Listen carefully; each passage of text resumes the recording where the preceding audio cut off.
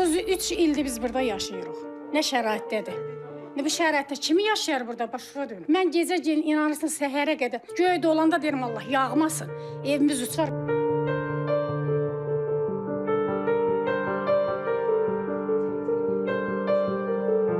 Binəqədi rayon Dəmiryol küçəsində yerləşən bu yaşayış binasında keçmiş məcburi köçkünlər məskunlaşıb.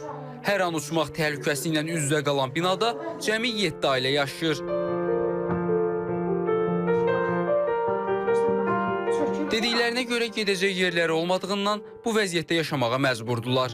Dam örtüyündə iri uçqun izləri, divarlarında isə böyük çatılar. Sakinlər bildirirlər ki, yağışlı havalarda və qış aylarında burada vəziyyət daha da mürəkkəb olur. Belə ki, yağış sularını demək olar ki, hamısı binanın içindədir.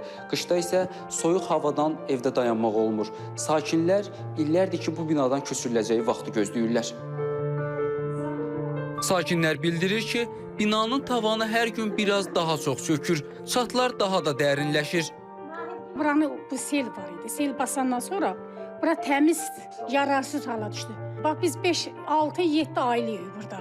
Bax bu şəraitdə yaşayıram. Neçə ildir bax mən burada. Uçmağın dərdinə bu stoykanı belə verdik ki, bu buranın rahatsız da olmasın. Gecə bax Allah haqqı qardaşı bala başıma dönüm. Orada biz bax görün o bax bu il verib bax bunlarda. Çatları da bir il verib.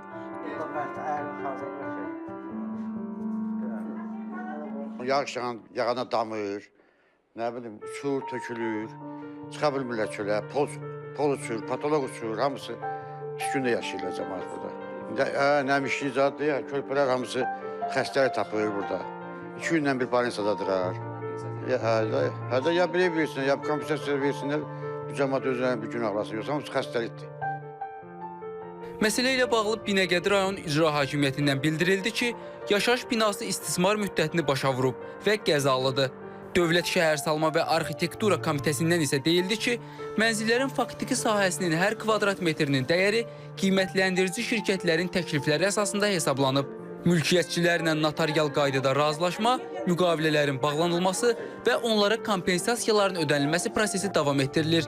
Bu mərhələ başa çatdıqdan sonra söküntü işlərinə başlanılacaq. Vurğun Mədətov, İbrahim Yusifli, İTV Xəbər.